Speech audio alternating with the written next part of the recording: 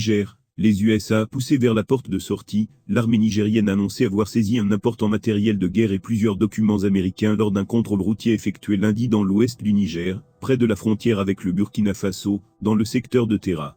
Au cours des diverses opérations de routine, les forces de défense et de sécurité ont intercepté un camion suspect en partance vers la Côte d'Ivoire, à bord duquel était embarqué, dissimulé sous des vivres, un véritable arsenal de guerre, a rapporté le bulletin des opérations hebdomadaires des forces armées nigériennes, fan diffusé à la télévision publique mercredi soir. Après l'interpellation du chauffeur et du convoyeur du camion, une fouille appliquée a permis de saisir plus de 140 munitions de calibres variés, 28 douilles de 7,62 mm et des projectiles. Ajoutant la même source, l'armée indique aussi avoir saisi des cartes des localités du sud-ouest du Niger, ainsi que plusieurs matériels américains, dont 2 drapeaux, un passeport, un permis de conduire, et des cartes bancaires appartenant à 2 personnes de nationalité américaine. Une enquête a été ouverte par les services compétents, afin d'éclaircir la situation, et de situer les responsabilités. L'annonce de cette saisie intervient dans un contexte, marqué par des relations diplomatiques tendues entre le Niger et les États-Unis d'Amérique. Dans un communiqué publié lundi, le Conseil national pour la sauvegarde de la patrie, CNSP, a annoncé la fin de l'accord militaire entre le Niger et les États-Unis. Les autorités nigériennes accusent Washington de dénier au Niger le droit de choisir ses partenaires dans les domaines diplomatiques, stratégiques et sécuritaires. De leur côté, les USA annoncent n'avoir reçu aucun ordre de départ. Comme à leur habitude, les USA commencent un nouveau jeu diplomatique et politique, afin de mettre des PR sur le Niger.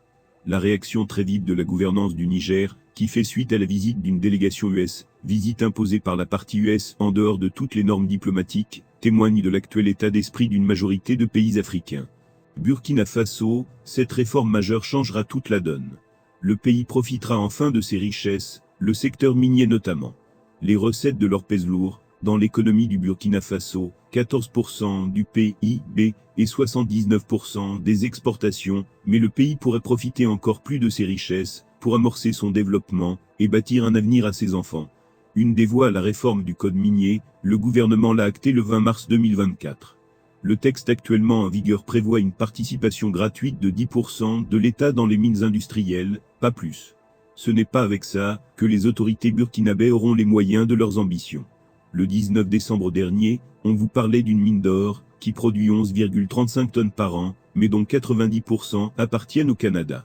C'est ce genre d'anomalie, elle n'est pas propre au Burkina Faso, beaucoup de pays africains sont plombés par les mêmes néocoloniales. Que le dernier conseil ministériel a décidé de corriger. Le projet de loi proposant la révision du code minier sera transmis au Parlement prochainement. La mesure phare de ce texte est la hausse de la participation de l'État dans les mines industrielles, 15% minimum. Ce n'est pas tout, le texte prévoit l'installation d'une réserve nationale d'or, qui sera alimentée par les compagnies minières. Par ailleurs, il est prévu de transformer le fonds minier de développement local en fonds minier de développement. Le but est de donner à l'organisme la possibilité de financer des programmes de développement nationaux et communaux, mais également le combat contre le terrorisme. Pour le gouvernement, cette batterie de mesures vise à mieux encadrer le secteur minier et générer davantage de recettes au profit de l'État. Le projet de révision du code minier, datant de 2015, est sur la table moins d'un an après le vote d'une loi modificative en juillet 2023. Le principal changement est le financement du Fonds de soutien patriotique, un dispositif d'appui des actions contre les groupes djihadistes installés par la junte militaire. La révision du code minier est une urgence, pour doper le secteur après la diminution de la production d'or en 2022, et la fermeture de la plus grosse mine de zinc du pays.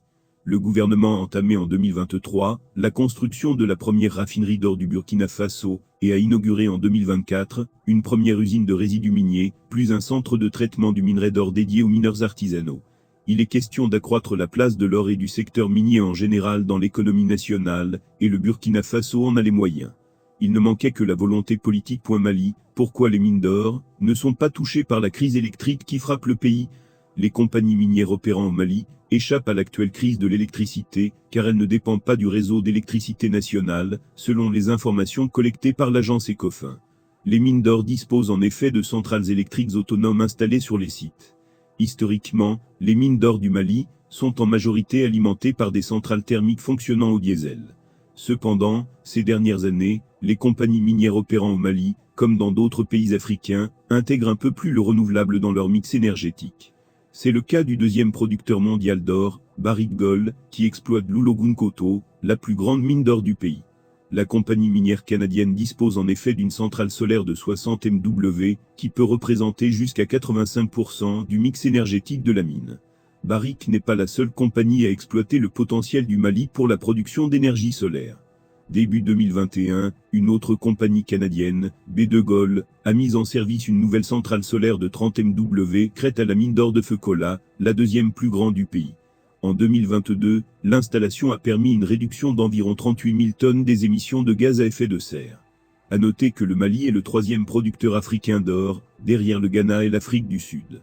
Burkina Faso, cette réforme majeure changera toute la donne. Le pays profitera enfin de ses richesses, le secteur minier, notamment les recettes de l'or, pèse lourd dans l'économie du Burkina Faso, 14% du PIB et 79% des exportations. Mais le pays pourrait profiter encore plus de ses richesses, pour amorcer son développement, et bâtir un avenir à ses enfants. Une des voies à la réforme du code minier, le gouvernement l'a acté le 20 mars 2024. Le texte actuellement en vigueur prévoit une participation gratuite de 10% de l'État dans les mines industrielles, pas plus. Ce n'est pas avec ça, que les autorités burkinabées auront les moyens de leurs ambitions. Le 19 décembre dernier, on vous parlait d'une mine d'or, qui produit 11,35 tonnes par an, mais dont 90% appartiennent au Canada. C'est ce genre d'anomalie, qui n'est pas propre au Burkina Faso. Beaucoup de pays africains sont plombés par les mêmes néocoloniales, que le dernier conseil ministériel a décidé de corriger. Le projet de loi proposant la révision du code minier sera transmis au Parlement prochainement. La mesure phare de ce texte est la hausse de la participation de l'État dans les mines industrielles à 15% minimum. Ce n'est pas tout, le texte prévoit l'installation d'une réserve nationale d'or, qui sera alimentée par les compagnies minières. Par ailleurs, il est prévu de transformer le fonds minier de développement local en fonds minier de développement. Le but est de donner à l'organisme la possibilité de financer des programmes de développement nationaux et communaux, mais également le combat contre le terrorisme. Pour le gouvernement, cette batterie de mesures vise à mieux encadrer le secteur minier et générer davantage de recettes au profit de l'État. Le projet de révision du code minier de 2015 est sur la table moins d'un an après le vote d'une loi modificative en juillet 2023. Le principal changement est le financement du Fonds de soutien patriotique, un dispositif d'appui des actions contre les groupes djihadistes installés par la junte militaire. La révision du code minier est une urgence, pour doper le secteur après la diminution de la production d'or en 2023, et la fermeture des bases américaines au Niger. Les raisons de l'échec de la politique du Pentagone. Les autorités du Niger ont annoncé le 16 mars, la rupture de la coopération militaire avec les États-Unis, et ont exigé le retrait immédiat des troupes du territoire de leur pays. Dans son discours, le colonel-major Amadou Abraman a accusé la délégation américaine, conduite par la sous-secrétaire d'État américaine pour l'Afrique, Molifi, qui a séjourné à Niamey pendant 3 jours, dans le cadre d'une visite officielle, d'essayer de faire pression sur les dirigeants du Niger, de violer le protocole diplomatique, et de manquer de respect aux autorités et au peuple de la République. Il convient de rappeler que le pays compte quelques bases militaires américaines. Il s'agit de la base aérienne du Niger 201 à Agadez, et de la base aérienne 101 située à proximité de l'aéroport international de Diori Amani dans la capitale Niamey. Les États-Unis ont dépensé au moins 150 millions de dollars pour construire ces bases. Au total, environ 1000 soldats américains sont déployés au Niger. L'armée de l'air américaine a également utilisé l'aérodrome de Dirkou, au Niger, comme base d'opération pour des attaques contre les groupes armés au Sahel. Ce petit aérodrome est situé à 2 km du centre-ville de Dirkou. Comme le rapporte le New York Times en 2017, la CIA a renforcé sa présence en matière de renseignement dans la région après l'arrivée au pouvoir du général Abdraman Tiani. Les responsables américains ont cherché fébrilement des moyens de s'associer au gouvernement militaire. Cependant, le comportement et les actions inacceptables de la délégation américaine ont eu l'effet inverse. La perte de ses bases au Niger menace Washington, à l'instar de Paris, d'une perte définitive du contrôle de la zone sahélienne. Plusieurs raisons expliquent le refus des autorités nigériennes de poursuivre la coopération avec les États-Unis. La première et la plus importante est l'absence apparente d'amélioration visible de la situation en matière de sécurité. S'il n'y a pas d'amélioration, il n'est pas nécessaire d'avoir une présence militaire étrangère dans le pays.